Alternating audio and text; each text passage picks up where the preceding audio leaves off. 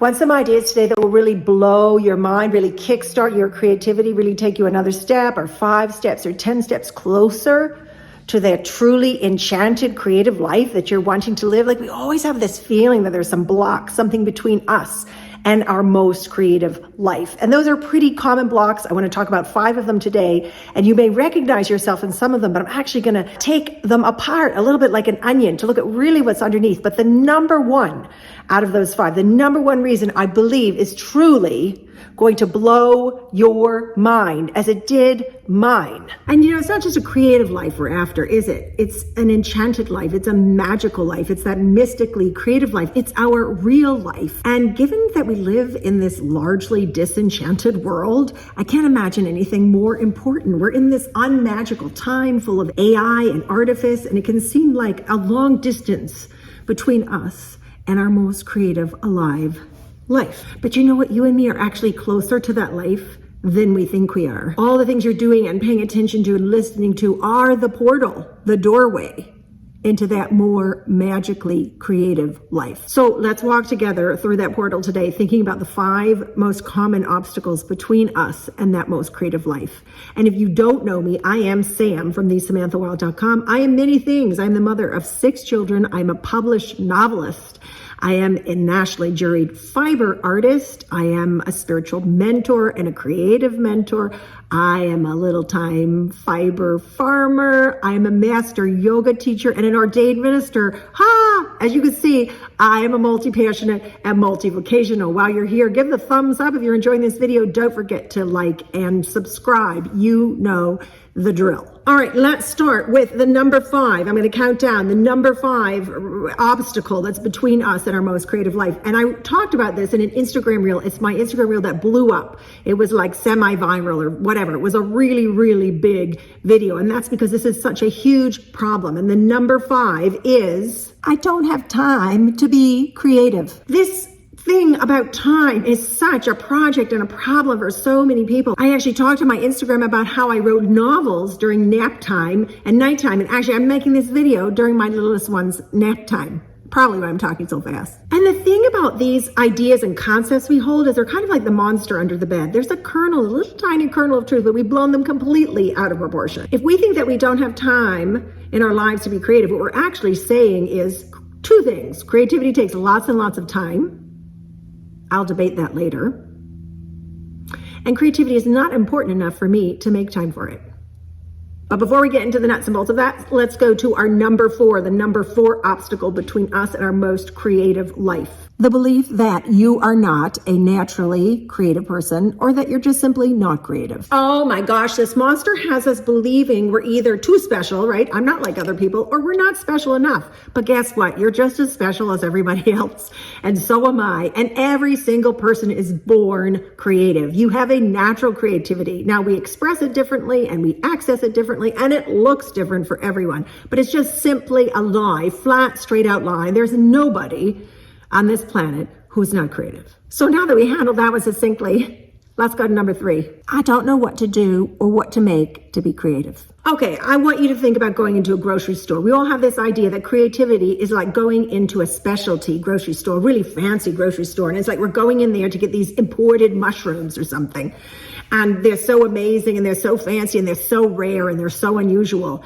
And that is a myth. That's a total myth, my friends. Creativity is more like the cereal aisle. What we have and what we need, what we need to profess, and what we need to engage in is an accessible creativity. I love this idea about accessibility. I want you to look at the scarf that I'm wearing. This scarf is in my shop. This is my boho patchwork scarf. It is made from old shirts. It's made from old silks.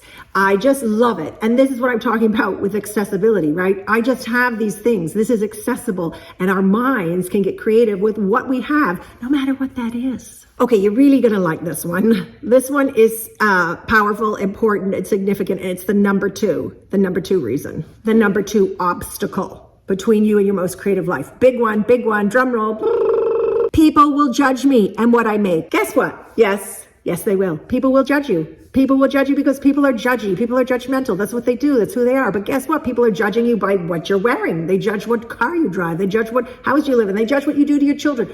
They judge if you have 6 children like me. They judge if you have 1 child. They judge if you have no children. People will just Judge. So that monster that says, oh my gosh, I can't make my art because people will judge me, it actually doesn't make any sense. We're all being judged all the time. I mean, that's too bad, but people are judgmental. So if we think about these previous four, you could really work on those issues. You could go to therapy, you could think about them psychologically or philosophically, you could excavate. But what's between me? Okay, I don't think there's enough time. How does I go back to my childhood? And I'm not saying those aren't worthy endeavors, but I'm going to give you the number one right now, and it's going to make sense of the other four. And to really tap into that mystical, magical, creative self and have that creative life that we want to have, that we know is inside of us to have, the number one obstacle is believing in those other obstacles.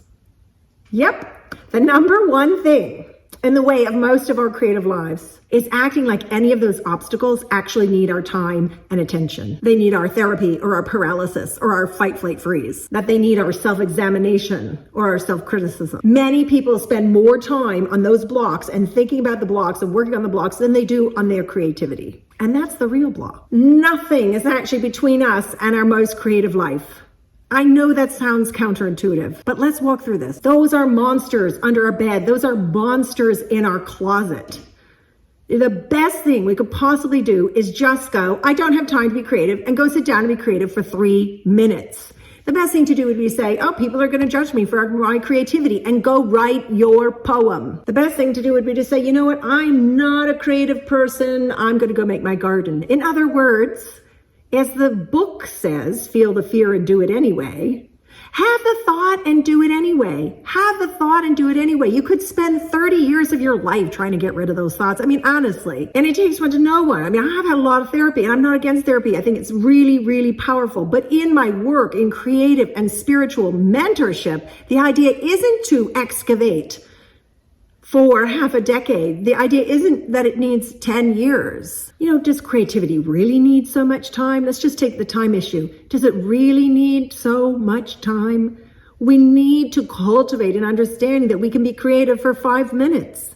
And yes, I get it, for some people that won't work. But for a lot of us, it will work. We're stumbling around here with these heavy, heavy burdened ideas like, I need a lot of time to be creative. I need a lot of creativity to be creative. You know what? You're creative. You're creative enough. You are creative enough. And if we stop believing that there are 700 obstacles between us and our creativity, we can just do it. And I really feel like that is mind-blowing when I really started to understand that the thing between me and my creativity was actually believing that there were things between me and my creativity. Does that make sense to anybody else other than me? Well, I hope I haven't overstayed my welcome here on YouTube. I hope you stayed with me to the end because that number one is such a good one. And hopefully I'll have some time to talk about these in another video, but I like to keep these to like whatever, 11 or 12 minutes. So I'm going to sign off. While you're meditating on those things, how about putting in the comments what your number one thing is, or your number 2, 3, 4, or 5? What are the things that you feel like are between you and your most creative life? Did any of those 5 resonate with you? And what do you think about the number one? Have you ever thought about actually it being the belief in those blocks that's the main block? In the meantime, while you're here, give the thumbs up.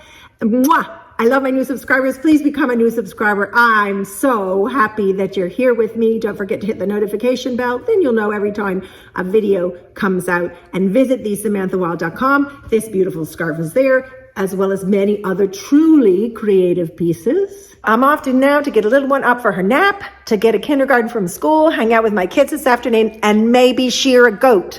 One of my Pygora goats is ready to be shorn. So that's what I'm doing. What are you doing? I hope that wherever you are, you have a truly creative day. No blocks.